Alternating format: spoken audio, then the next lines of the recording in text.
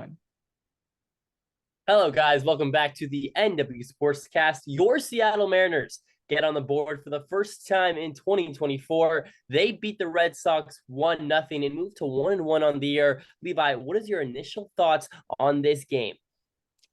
I was very impressed with George Kirby. I thought he settled in really nicely. Obviously, he got a couple walks in the first inning, which is definitely not like him. But he came out after that and two base hits in the last 6 innings. So I mean that's disgusting.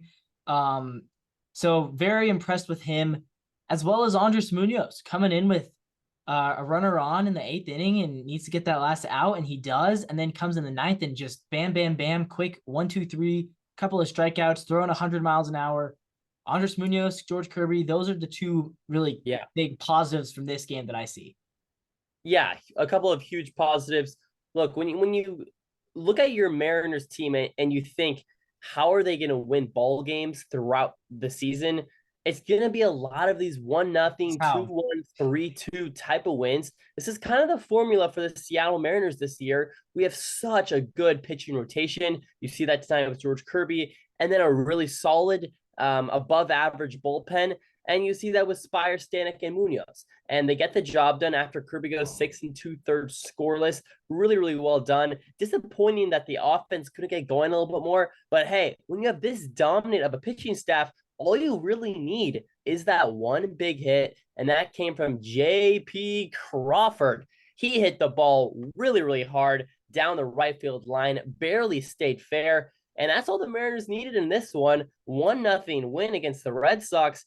I mean, there's not much to say on the offensive side of it. I thought JP looked good. Julio got on base a couple of times, got a steal. I saw Rayleigh got a bag. Yeah, that was good to see.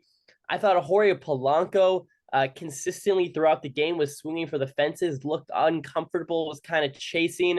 I want to see a little bit more from him early on the season. From the 2 games I've watched, Polanco has been somewhat out of sorts.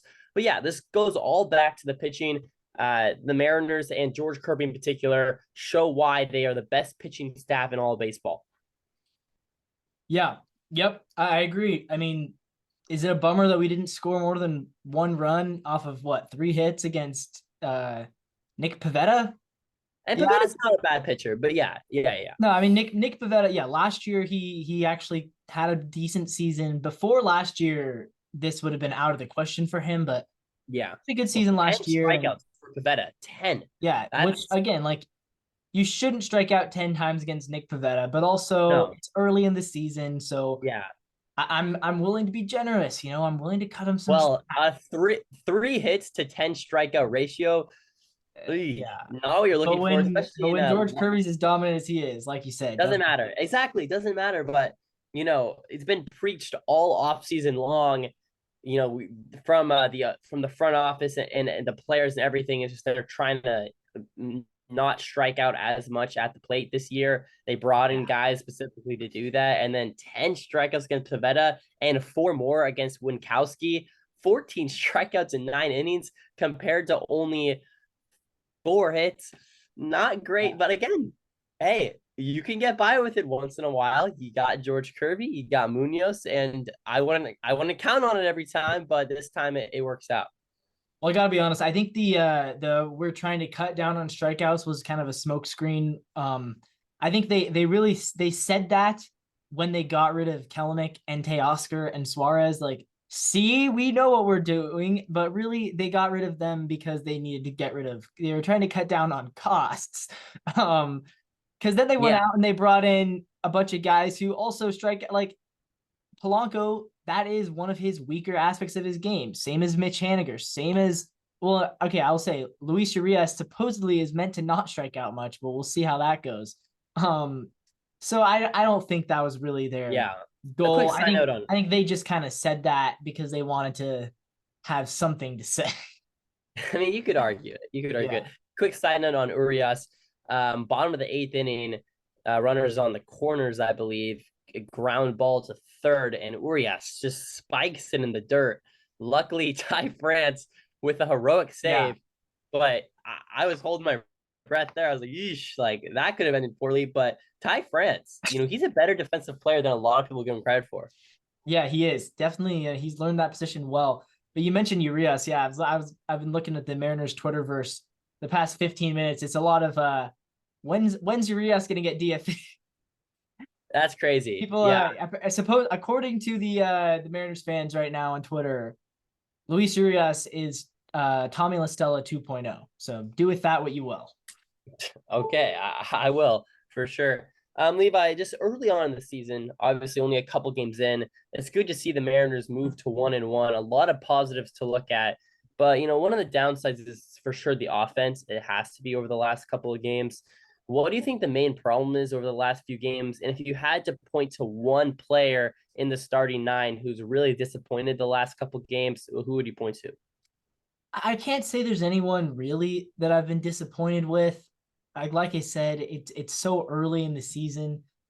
I mean, I guess I would say Polanco, Yeah, which I'm like, I'm I was gonna scared. say I'm Blanco. scared to mention that just because of how the track record of Mariners second baseman is.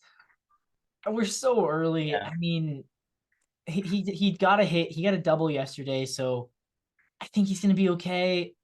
Based off his spring training, he was amazing. So just cross our fingers there. But no, I mean, really, it's hard to be truly disappointed in anyone right now. But if I have to say, I guess Polanco. Yeah, I mean, obviously, I just over the last couple games where you've been disappointed, and I would agree, it'd probably have to be Yeah. Polanco for me.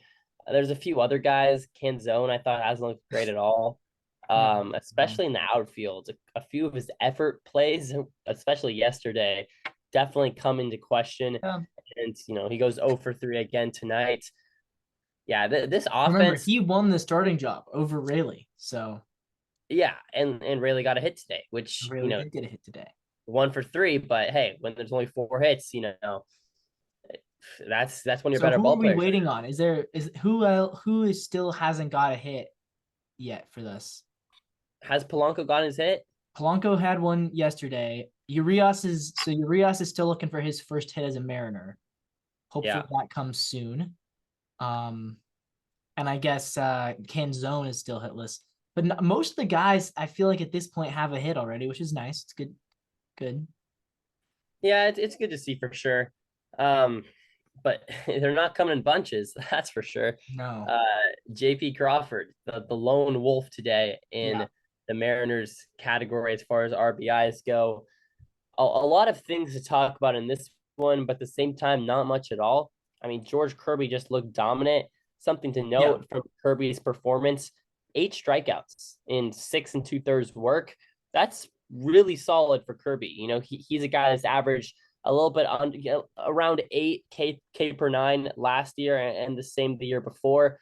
So the fact he has 8 and 6 2/3, if he continues that throughout the whole year, he's a dangerous Cy Young, competitor for that award, because the big thing is his strikeout ability. And if he continues to do what he did today, I would not be surprised if he just went off and win the whole award, by the end of the year.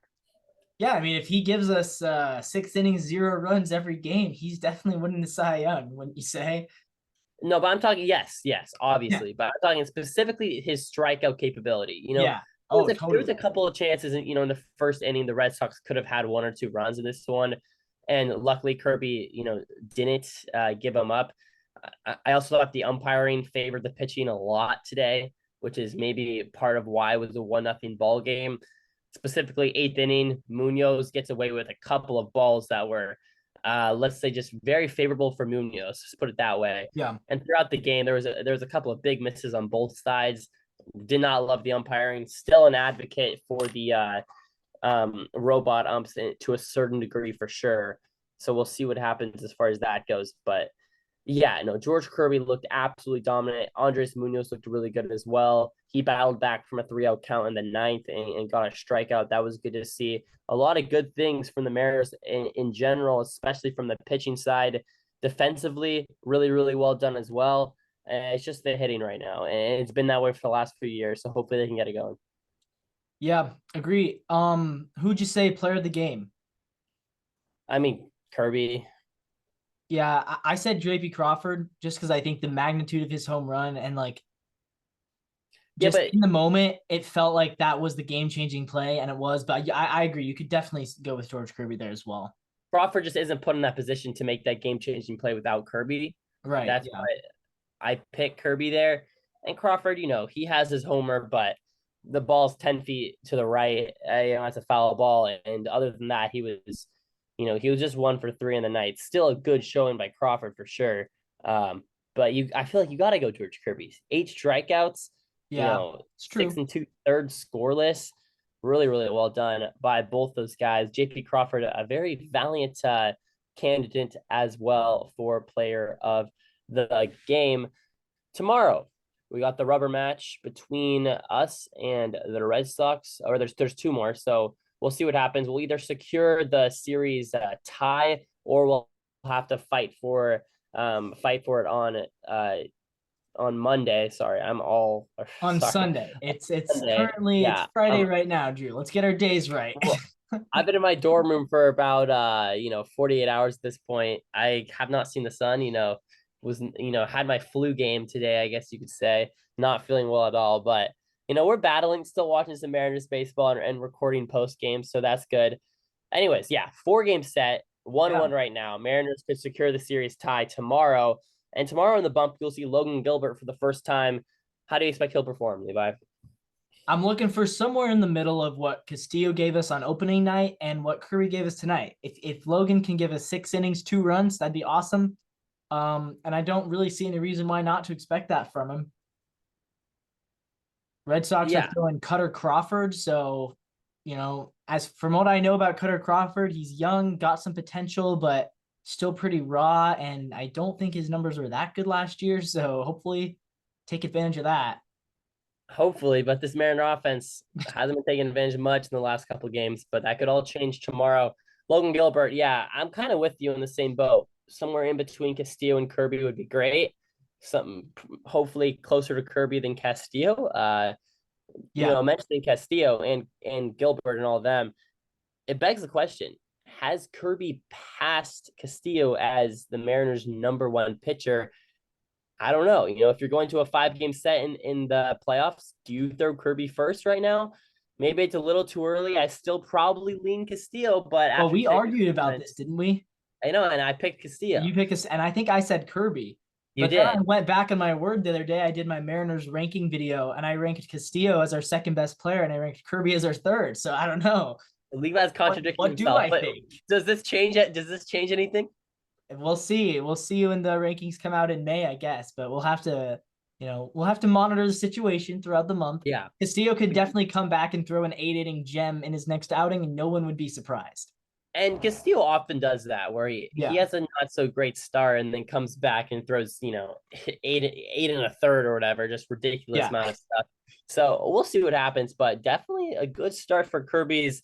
Him being the #1 in the Seattle Mariners tour this season. And Logan Gilbert, maybe he could get going. Maybe he could be that guy. Definitely still in Yeah. the running. Gilbert's got some nasty stuff. We'll see what happens. He's improved year after year. Really excited to see what he's got tomorrow. And yeah, it should be a good one tomorrow, 4:10 p.m. So a little bit earlier of a game, 4:10 on my side, the East Coast. So so it's a 1:10 start for you guys over there on the That's West Coast. that's wrong, Drew. You're looking at the wrong game, I think. I'm looking at the Sunday game. Uh, Long day. 6:40, Cut him 9:40. some slack, guys. He's been tired. But yeah, Drew. One last thing. Thoughts on Mitch Garver scratched out of the lineup tonight? Yeah, it was back spasms, I Back believe. spasms. Yeah. Hopefully he's back Yeah, tomorrow, right? yeah. Hopefully he is. I mean, out of everything, you're glad it's just back spasms. That's something that's, you woke up on the wrong side of the bed in the morning and he has back spasms. Yeah. Happens to the best of us. So, hopefully he'll be all right. But it's just like, man, it's like the Isn't it big worrisome though? no. I mean, yes. I Like mean, if it had been like, oh, JP has back spasms, like, oh, whatever. Like we know yeah. he's gonna be fine. But the fact that it's Garver is what makes me be like, Yeah, no, it's exactly that. It's like, well, it's back spasms, and then it's like, oh, well, it's Mitch Garver. So it's like, it's tough because it's the yeah, big the big downside in Garver was not his ability to play baseball. It's his ability to stay on the Stay on the field and play field. Yeah. baseball.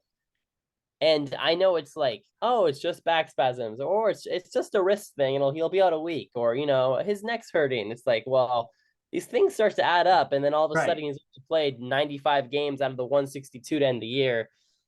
So I don't know. Back spasm seems like a thing that happens in August and in September when guys have Yeah. been clocking in 130 games, not the second game of the year.